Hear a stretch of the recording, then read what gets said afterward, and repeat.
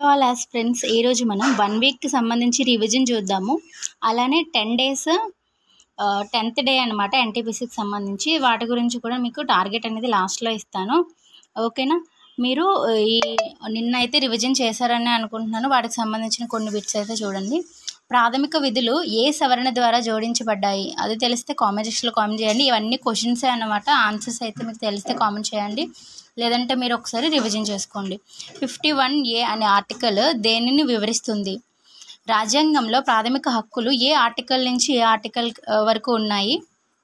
And అలానే article 12 నుంచి 35 వరకు ఉన్న ఆర్టికల్స్ అనేవి రాజ్యాంగంలో వేటిని సూచిస్తాయి? షెడ్యూల్ 8 ప్రకారం ఎన్ని అధికార భాషలు ఉన్నాయి? అలానే భారత రాజ్యాంగంలోని ఆర్టికల్ 356 మరియు 360 అనేది దేనిని సూచిస్తుంది? ప్రాథమిక హక్కులకు న్యాయ సమీక్ష అని ఏ ఆర్టికల్ సూచిస్తుంది? నెక్స్ట్ క్వశ్చన్ 2019లో ఆర్టికల్ 370ను రద్దు చేయడం జరిగింది. ఈ ఆర్టికల్ ఏ రాష్ట్రానికి సంబంధించింది? ఆ విషయం తెలిస్తే కామెంట్ సెక్షన్లో కామెంట్ చేయండి. నెక్స్ట్ అటార్నీ జనరల్ గురించి తెలిపే ఆర్టికల్ ఏది? 19 నుంచి 22 మధ్య ఉన్న ఆర్టికల్స్ ఏ ప్రాథమిక హక్కులకు సంబంధించినవి? గాయాలను శుభ్రపరచడానికి, ఏనుగు దంతాలను శుభ్రపరచడానికి ఉపయోగించే రసాయనం ఏది? గుండె పనితీరుకు, కండరాల మృదుత్వంకు ఉపయోగపడే రసాయనం ఏది? సోడియంను ఎందులో నిల్వ చేస్తారు? అలానే నెక్స్ట్ క్వశ్చన్ గడ్డం గీసుకున్న సబ్బులో ఉండేది? రాకెట్లలో ఇంధనంగా ఉపయోగించేది ఏది? నెక్స్ట్ క్లోరోఫిల్లో ఉండేది ఏంటి? మొదటి పానిపట్టు యుద్ధం ఎవరెవరి మధ్య జరిగింది? భారతదేశంలో మొఘలుల పరిపాలనా కాలం గురించి తెలియచేయండి. బాబర్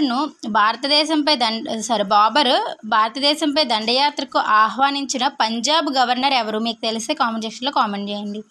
బాబరు భారతదేశంపైకి దండెత్తిన నాటికి దక్షిణ భారతదేశంలో ఉన్న గొప్ప హిందూ రాజ్యం ఏది? ఇది బాబుల్ అని పడింది, బాబర్ అనమాట. బాబరు ఏ యుద్ధాన్ని జిహాద్గా ప్రకటించారు? షేర్షా సూరి యొక్క అసలు పేరు ఏంటి? అక్బరు తన తండ్రి హుమయూన్ను మరణించే నాటికి ఏ ప్రాంతానికి గవర్నర్గా ఉన్నారు? ఈ బిట్స్ అన్నీ సాల్వ్ చేయండి, మీకు వెరీ యూస్ఫుల్ అవుతుంది ఎగ్జామ్ పాయింట్ ఆఫ్ వ్యూలో. మొఘల్ చక్రవర్తులు వరుస క్రమాన్ని అయితే రాయండి. గ్రాండ్ ట్రంక్ రోడ్డును ఎవరు నిర్మించారు? మొదటి మహిళా ప్రధాని ఎవరు? మొదటి మహిళా ఐపీఎస్ ఆఫీసర్ ఎవరు? సుప్రీంకోర్టు మొదటి మహిళా జడ్జ్ ఎవరు? జ్ఞానపీఠ అవార్డు పొందిన తొలి మహిళ? ఒలింపిక్స్ జ్యోతిని వెలిగించే సాంప్రదాయం ఏ సంవత్సరంలో ప్రారంభమైంది? ఎక్కడ ప్రారంభమైంది? ఒలింపిక్స్ క్రీడల్లో పాల్గొన్న మొదటి భారతీయ ఆటగాడు? ఆధునిక ఒలింపిక్స్ ఎవరి కృషి ఫలితంగా మొదలయ్యాయి?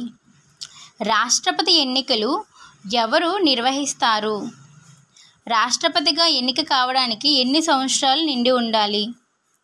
రాష్ట్రపతి చేత ఎవరు ప్రమాణ స్వీకారం చేయిస్తారు? ఉపరాష్ట్రపతిని ఎన్నుకునే ఎలక్ట్రానిక్ కాలేజ్ ఏ నుండి ఉండే సభ్యులు ఎవరు? ఎలక్ట్రోల్ అండి, ఇక్కడ మిస్టేక్ అనేది పడింది.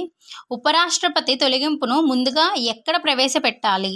ఇది కూడా మనకి వెరీ ఇంపార్టెంట్ బిట్. అండ్ ప్రధానమంత్రిని ఎవరు నియమిస్తారు?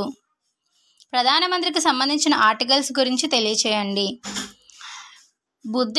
బుద్ధునికి ఏ చెట్టు కింద జ్ఞానోదయం అయింది? బుద్ధుని పుట్టుకను దేనితో సూచిస్తారు?